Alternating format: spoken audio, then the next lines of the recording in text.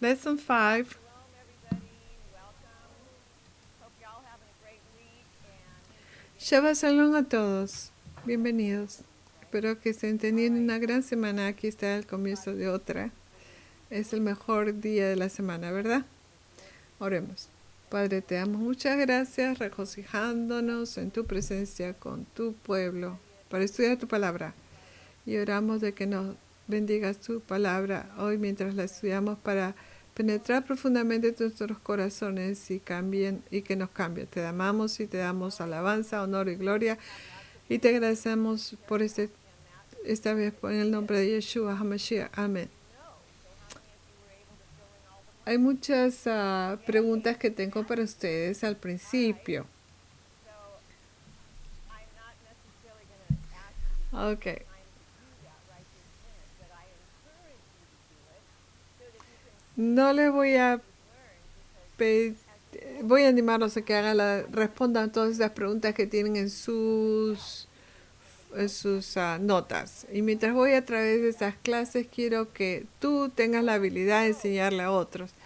Y porque se has aprendido todo lo que se te ha enseñado y ese es el propósito. son of who was born of a virgin, Entonces, el hijo de y el hijo de quién nacieron David, de una virgen en la ciudad de qué?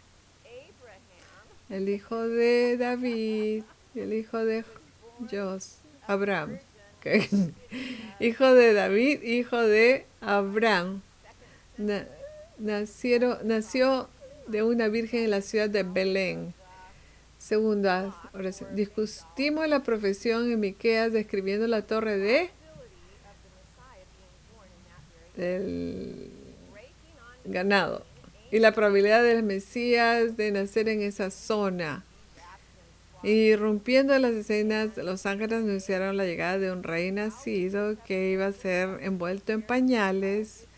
En pañales, no, eso es en... Ok. ¿Y dónde estará este niño? Y solo esos corderos son sacrificados en esas telas especiales. Finalmente discutimos que los hombres por 500 años habrían sido entrenados por ¿quién? Por Daniel durante el cautiverio. Vimos evidencia de que estos hombres sabios todos estos años después creyeron en Dios. ¿En el Dios de quién? El Dios de Daniel. Porque cuando vieron al niño pequeño, ¿qué hicieron? Lo alabaron, se postraron y lo adoraron. Así que todo esto nos muestra qué pasó con los hombres sabios y que los cuales les vamos a hablar más adelante. Que ellos creían en este Dios que Daniel les había enseñado muchas generaciones anteriores. Entonces vamos a ir a través de esta aventura por la que Mateo nos va a llevar. Y vamos a ver mientras vamos por estas ciudades, se van a ver muchos pueblos mencionados, van a ver las pistas asombrosas que Mateo les está dando a los judíos sobre quién el Mesías es y qué deben estar mirando. Él está enfocando su atención en este niño que ha nacido y las cosas que le estarán pasando ahora, inclusive en los lugares donde el Señor los envía. Todos son proféticos. Es muy sorprendente. Entonces, Herodes, que estaba preocupado por conservar su poder, preguntó a los sabios dónde estaba dónde este Cristo iba a nacer. Mateo 2:5. Entonces, ellos, en los magos, le dijeron, en Belén de Judea, por eso está escrito por el profeta, pero tú, Belén, en la tierra de Judá, no eres el más pequeño de los gobernantes de Judá, porque de ti saldrá un gobernante que pastoreará mi pueblo de Israel. Entonces, ¿qué dice la pregunta de Herodes sobre ellos y su entrenamiento? Cuando miras ese verso, Mateo 2:5, ¿Qué te dice acerca de su entrenamiento? Miren lo que sabía, mira la respuesta a Herodes. Está escrito por el profeta. ¿Cómo sabrían eso? Debían de conocer la palabra. But you, Bethlehem, in the land of Judah, are not least among the rulers of Judah. What else did they know? Pero tú, Belén, en la tierra de Judá, ¿no eres el menor entre los gobernadores de Judá? ¿Qué más sabían? How would they have known that? Ellos sabían dónde este niño iba a nacer, el que iba a ser el rey de los judíos. ¿Cómo hubiesen sabido si no hubieran estudiado las escrituras? Tenían que haber estudiado. Así que le están diciendo esto a Herodes. Herodes es el rey de los judíos en esa época, ¿verdad? Él no estaba estudiando mucho. No duda, la conversión de Herodes con estos hombres le creó a conversando con estos, les produjo preocupación. Entonces, José tuvo este sueño de que deberían de irse a otro país. Entonces, ¿por qué mis sueños? ¿Por qué los sueños habían sido? Los magos tuvieron los sueños. Entonces, ¿por qué se fijaban ellos en sueños? Por Daniel. Daniel se encargaba de interpretar sueños. Entonces, en una vez ellos no pudieron interpretar el de Nabucodonosor, pero Daniel les había enseñado cómo hacerlo. Entonces, vamos a mirar más profetas. Mateo 2:13. Y cuando ellos los reyes magos se fueron de aquí, el ángel del Señor se apareció a José en sueños, diciendo: levántate y toma al niño y su madre, huye a Egipto y quédate allí hasta que yo te avise. Porque Herodes lo hará buscar al niño pequeño para destruirlo. ¿Alguien puede evitar la voluntad del Señor? ¿Es posible? ¿Qué pasa si el niño es asesinado? Sabemos el final de la historia. Pero ¿alguien quiere evitar la voluntad del Señor? Si miras la historia, te podrías hacer esta pregunta. Pero miremos Isaías 46. Yo soy Dios en nadie como ya, declarando el fin desde el principio y desde la antigüedad lo que aún no se ha hecho, diciendo: mi consejo será de pie y cumplir con todo mi propósito. Estará de pie y se cumplirá todo mi propósito, llamando a una forma de presa en el este y al hombre de mi consejo de un país lejano. He hablado y lo haré. Y he propuesto y lo haré. Escúchame, testarudo de corazón, tú que eres lejos de la justicia. ¿Podría Herodes empatar en esa descripción?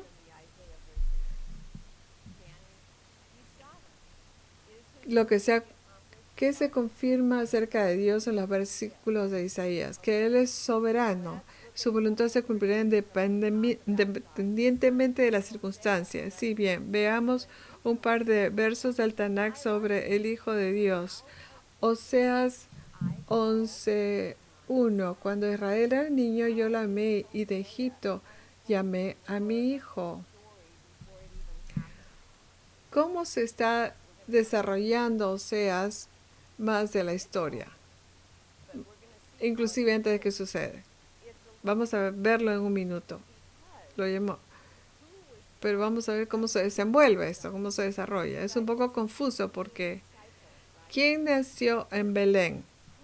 El hijo, pero es un ciclo que se repite. Porque Israel también fue a Egipto, sí, recuerdan cuando los 70 personas bajaron a Egipto, eso era Israel. Ellos fueron, ¿por qué? Para ser salvos, para salvarse de la hambruna. Y vamos a ver pronto en el verso donde el Señor va a enviar a José y María, ya lo hemos leído, y el bebé a Egipto. ¿Por qué?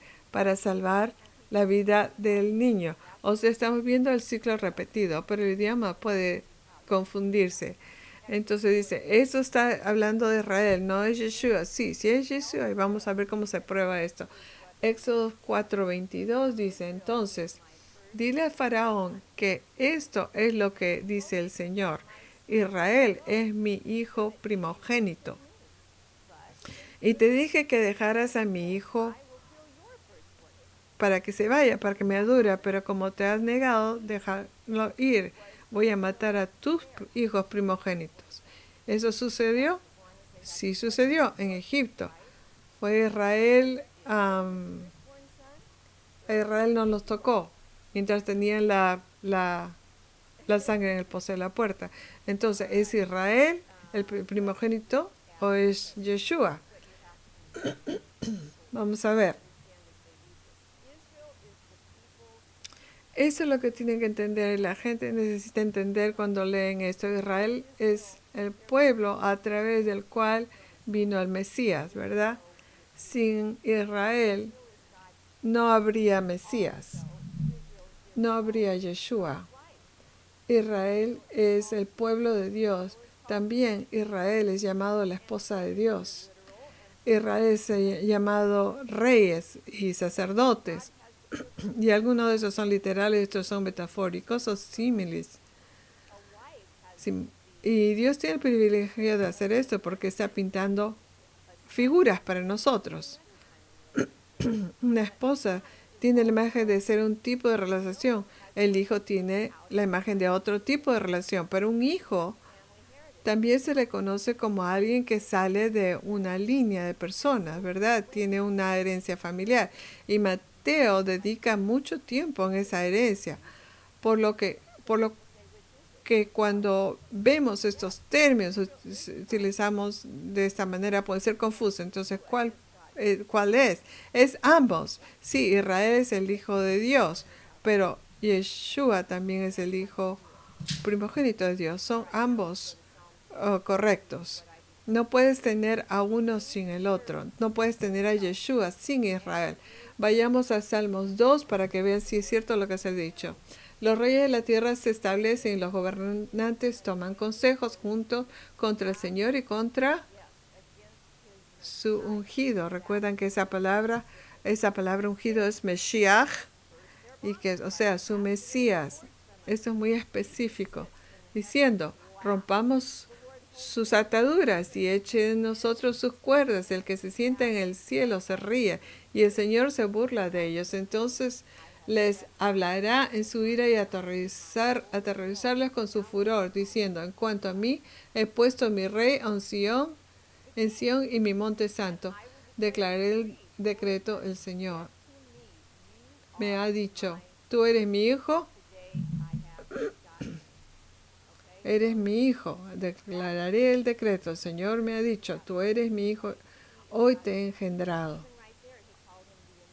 Eso pone un punto a esa oración. Él es el Hijo de Dios, pero aún así, Él lo llama el ungido y Él lo llama su rey.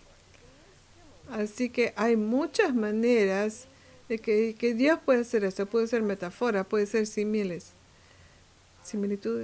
Estas son solo formas trata de mostrarnos en una figura. Entonces, ¿cuál es la evidencia que da el Salmo 2 que muestra que Yeshua es el Hijo de Dios? Es tremendo porque Él tiene que ser el ungido.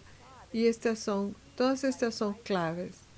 Mateo 2:16. Entonces Herodes, cuando vio que los sabios lo engañaban, fue extremadamente enojado y envió y mató a todos los niños varones que estuvieran en Belén y en todos sus distritos, desde 2 años y para abajo.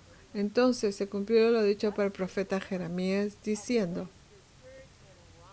Jeremías 31:15, así dice el Señor, se oye una voz en Ramá, lamento, llanto, amargo. Raquel llora por sus hijos, ella se niega a ser consolada por sus hijos. Aquí está este verso en Jeremías está hablando. Y si lo lea fuera de contexto, o sin tener Mateo Dios 2:16 para compararlo, ¿a qué se estaría refiriendo? Vamos a ver eso. Rama aquí tiene la raíz de la palabra habitación en hebreo. Y Rama que puede significar muy exaltado o también puede ser un estado físico o social o político o posición política. También se puede referir a fruta en su madurez perfecta. Pero si dejas esa fruta perfecta en el mostrador por 5 o 6 días, ¿qué es lo que le pasa?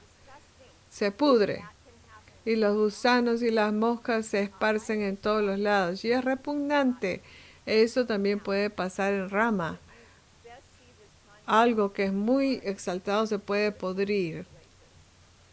Ahora, cuando vemos este concepto en situaciones políticas, un político podría comenzar queriendo ser un verdadero del Señor, o un siervo del pueblo, pero cuando suben el cargo y ven lo que puede el poder hacer con ellos y lo prueban, quieren más y terminan vendiendo su alma y por poder.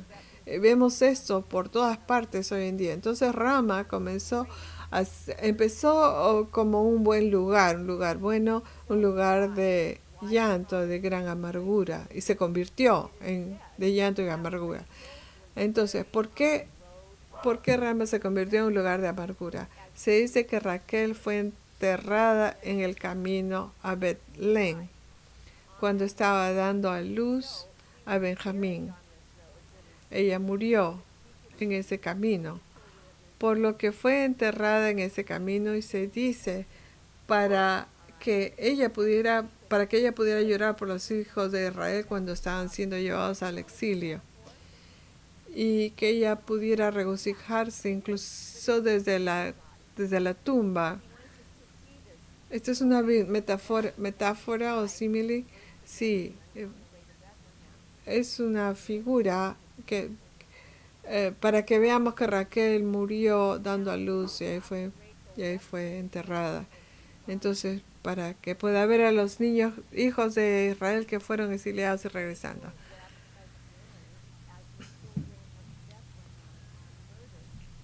Y Raquel lloró otra vez mientras los hijos de los niños de Belén eran asesinados, porque son asesinados en esa área, exactamente en la misma área de Belén y Rama. Están separadas por pocas millas. ¿Y qué más sucedió en Rama? En Rama fue el territorio asignado a Benjamín. Rama se le llama exaltado, pero se convirtió en un lugar muy feo, porque ahí se vieron los sufrimientos de la gente de Judá que estaban reunidos en Ramá para ser llevados a Babilonia. Jeremías fue encarcelado en Rama. Cuando los hijos de Israel le dijeron a Samuel que querían un rey como todas las otras naciones, fue en Ramá. ¿Y qué le pasó al corazón de Dios cuando los hijos de Israel pidieron este rey como todas las otras naciones? ¿Cómo se sintió el corazón de Dios? Roto. Su corazón estaba roto. Entonces, esto sucedió también en Rama. Y Rama retrata el dolor de la pérdida de los niños de Belén. Por lo tanto, Mateo cita a Jeremías, perdón. Los judíos hubieran visto estas claves porque vieron la historia. Para nosotros es algo nuevo, pero ellos sabían. Entonces él puede citarlas porque esto suena a campanas para ellos. Jeremías 31:15, con este entendimiento decía: se oye la voz en Ramá, lamento, llanto, amargo. Raquel llora por sus hijos. Ella se niega a ser consolada por sus hijos, porque ya no existen. Entonces los hijos de Israel se les llama los hijos de Raquel. Entonces, no niega a ser consolada por sus hijos porque ya no existen. Han sido asesinados. Eso se está viendo hacia el futuro, está mostrando el futuro. Y también el cautiverio en Babilonia cuando fueron llevados, como si no estuvieran ahí, porque no estaban en la tierra. ¿Cómo es esto confortante, reconfortante en nuestros días? En alguna forma, sí. Es un concepto increíble tener en nuestra mente que sí, hay un tiempo de llanto, pero hay un tiempo de alegría que viene. Y la historia lo demuestra. Así que Mateo 2, 19, 23, cuando muerto Herodes de aquí nació, apareció un ángel del Señor en un sueño a José en Egipto, diciendo, levante, toma al niño y su madre, y ve a la tierra de Israel, porque han muerto los que buscaban la vida del niño. Luego se levantó, tomó al niño y a su madre y vio a la tierra y vino a la tierra de Israel. Pero cuando se enteró de que Arcaleo reinaba sobre Judea en lugar de su padre Herodes, tenía miedo de ir allí y siendo advertido por Dios en un sueño, se volvió a la región de Galilea y vino y habitó en la ciudad llamada Nazaret para que se cumpliera lo dicho por los pastores, por los profetas, será llamado Nazareno. Aquí hay otro asunto que se va a mostrar, porque el pueblo judío pensaba instantáneamente un montón de cosas. Entonces, con Herodes muerto, ahora era seguro para que la familia regrese, pero no a la zona donde reinaba Arcaleo. ¿Por qué? Arcaleo era hijo de Herodes y ahora gobernaba el territorio de Judea, Samaria e Idumea. Era tan malvado como lo había hecho su padre. La familia, sabiendo esto, regresó a Galilea y vivió en la ciudad de Nazaret, en lugar de volver a Belén. Entonces, viviendo en Nazaret, es otra profecía mesiánica que llamaba a la memoria, dice, ¿cuál será su nombre? Una vez que él va a vivir en Nazaret, sonado campanas porque sabían que el pueblo judío sabía que uno de los nombres del Mesías sería el Nazareno. ¿Y qué significa Nazareno? La rama o el renuevo. Isaías, ¿de qué hablaban el profeta? Isaías 11:1, del tronco de Isaías saldrá una vara, un vástago, una rama, un renuevo. Brotará de sus raíces. Ahora, echemos un vistazo al hebreo para ver lo que nunca pudimos ver en otros idiomas. La primera palabra que usa Isaías Roth, que se llama ser, y significa un brote o una vara, y y si puedes imaginarte un tronco, el árbol ha sido cortado y solamente está ese tronco y está un pedazo de tronco, y de repente un brote sale y es verde y está lleno de vida, va a producir de nuevo. Eso es Hotzer. Y eso hubiesen conectado con esa comprensión. Hay que imaginar esto. Y luego, este brote tiene un verdor y vida. Representa la letra Nun en la palabra Natzer, de Nazaret, de renuevo, representa ese brote, significando el verdor, vida, que sale este viejo tronco. ¿Y quién es ese viejo tronco? Isaí. Y esta es una figura de la resurrección del Mesías que va a resucitar y darnos vida a todos los que lo sigan. Esa es una figura de todo eso. Él va a morir y va a aparecer un tronco muerto, pero de ahí saldrá la vida eterna. Entonces, la palabra para renuevo, rama, es netzer, y Nazaret es netzeret. Y se dan cuenta de que es prácticamente la misma palabra. Está Nun, Sadik, Reish. Es la misma raíz. Entonces, este renuevo va a salir de esta ciudad que se llamará la ciudad del renuevo, la ciudad de la rama. La letra Nu representa vida, la... ah, ¿dónde estamos? ¿Dónde estamos? La, la, la letra Nun representa vida, la Sadik, rectitud, y Reish, la cabeza, que es el Mesías. Entonces,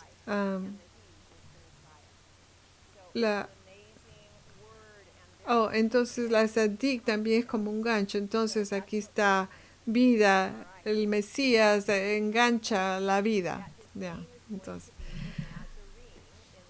Mateo nos dice que su nombre va a ser Nazareno en inglés, o la rama, el renuevo de la ciudad la ciudad del renuevo.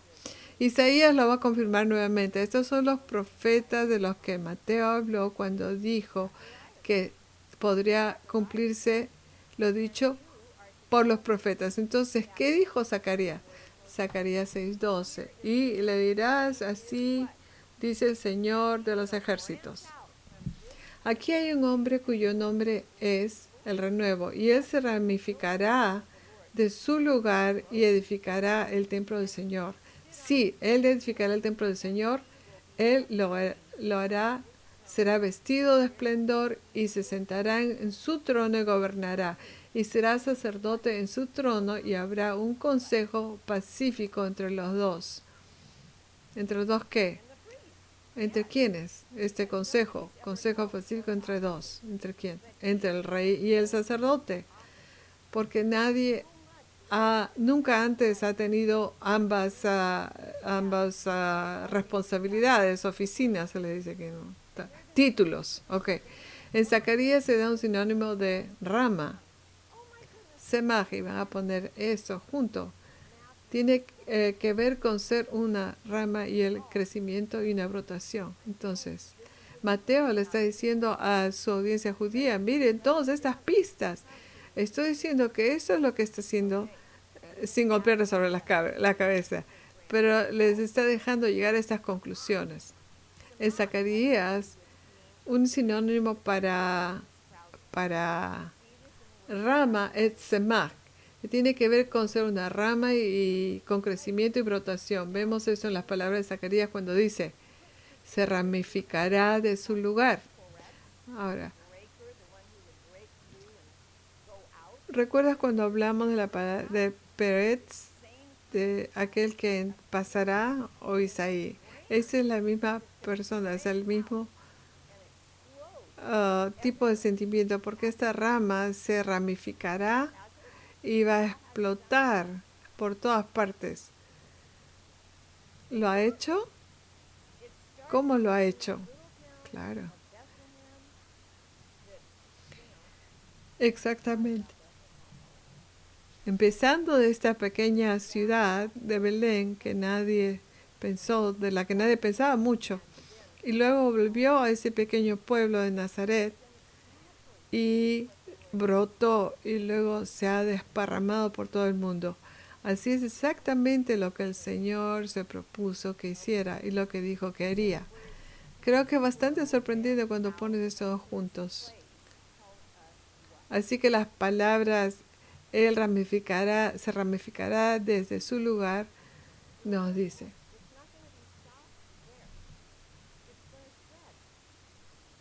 Que irá hacia adelante,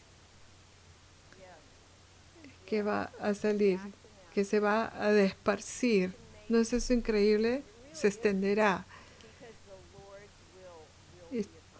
Es asombroso. Está de vuelta en Nazaret. Porque la voluntad del Señor se cumplirá. Eso es todo. Jeremías 23:5. He aquí vienen días, dice el Señor, que levantaré a David, que un renuevo de justicia. Un rey reinará y prosperará y ejecutará juicio y justicia en la tierra. Acá hay detalles acerca de este renuevo. ¿Qué más va a ser este renuevo? Él va a juzgar. not sitting on the throne. Does he ¿Ha judge us? sucedido esto ya? But he's not No, sitting on the porque Él no está sentado en el trono. earth as we Que Él juzga nuestras acciones, sí, pero Él no está sentado en el trono, en la tierra, como percibimos que esto significa. Ah, momento de discusión ahora, vamos a pensar. what are some of the Cuando las palabras están preocupadas por mantener su poder, ¿cuáles son algunas de las tácticas que usan para aferrarse a su posición? Y esto es común hoy en día. ¿Cuáles son sus tácticas?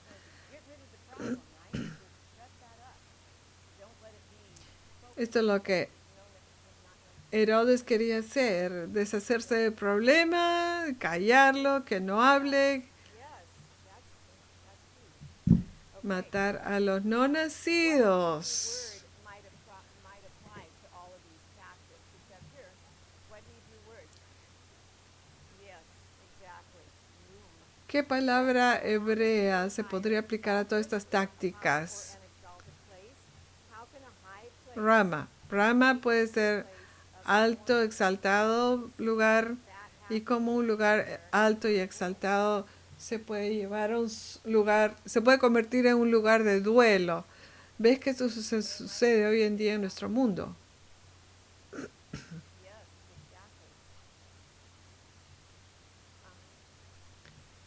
Los cristianos están siendo perseguidos, dice. Y si están... Cuando tenemos libertades y vemos que se nos lo quitan, vamos de un lugar libre, de un lugar exaltado, a un lugar que es de podrido. Y así vemos el ciclo, todo está sucediendo de nuevo. Es bastante increíble. Es por eso que estamos aquí. Y es bueno saber lo que sabemos y no tener dudas al respecto. Y podrías explicar eso a alguien, una persona universitaria, porque no se les enseñan estas cosas en clases. Y es realmente crítico, inclusive en universidades cristianas. No estoy diciendo todas, pero hay aquellas que pueden ir en una dirección que no estarían de acuerdo saber ni siquiera en cuenta el Antiguo Testamento o el Tanakh. Entonces, ¿por qué es tan importante que estos universitarios vengan aquí para que escuchen la verdad? Todos tienen que tomar sus propias decisiones, pero ellos necesitan escuchar la verdad. Por lo menos ellos necesitan una oportunidad de escuchar la verdad. Y eso está en nosotros, en nuestra responsabilidad. Entonces, ¿cómo explicarías a alguien que Yeshua es la rama y el Mesías? Ese es un gran ejemplo porque realmente es tu testimonio, ¿correcto? Y nadie puede decirte que tu testimonio está mal porque lo has vivido. Pueden discutir con otras cosas, pero tu testimonio es tu testimonio. Y eso no se puede negar. Ese es un gran ejemplo.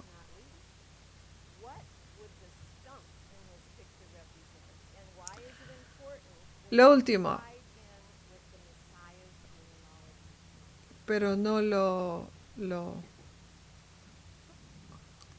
¿cómo se representaría esta imagen? Porque es importante que sea vinculado con la genealogía del Mesías. ¿Hay específicamente un pueblo? Jesse, está en ese verso, o Isaí. Él era el tronco seco. David salió de Isaí. Entonces, ¿por qué Mateo está mencionando eso? Porque está hablando de genealogía. La genealogía debería ser cumplida. No podía ser solo cualquier persona. El hijo del vecino, no, tenía que venir de la familia que se explica aquí, y esa rama venía de ese tronco. Es algo enorme, es increíble, pero tenía que escuchar eso y resonaba en sus oídos, se hizo sus corazones latir más rápido, porque te puedes imaginar estar vivo en ese momento cuando el Mesías habría nacido. Es como cuando nosotros vemos CNN, ¿dónde estaremos en ese momento? Pero podemos ver que Yeshua ya acaba de aterrizar en el Monte de los Olivos. Va a hacer que tu corazón lata muy rápido. Sí, va a ser increíble. Por eso es lo que está sucediendo en sus corazones y mentes. Okay. Any other comments? Esa, All along. será la única vez que miremos CNN. All of the mothers of the tribe right with them. Entonces, todas las madres de las tribus son gentiles, ¿ok? Excepto María en ese momento. Todas estas madres de la genealogía de Mateo son gentiles, inclusive prostitutas y mujeres que fueron infieles, incluye a los gentiles. Es una imagen increíble. Y es por eso que ser injertado es una imagen maravillosa, porque hay un árbol que ya estaba vivo a pesar de que se cortó una rama. Fuera que seamos injertados, cuando estamos injertados en esa rama muerta que fue cortada, será reinjertada, sí, pero muchos de estas son metáforas, son símiles, estas son imágenes que nos ayudan a entender qué cosas increíbles el Señor ha hecho por nosotros. Y con eso diremos, nos vemos la próxima semana.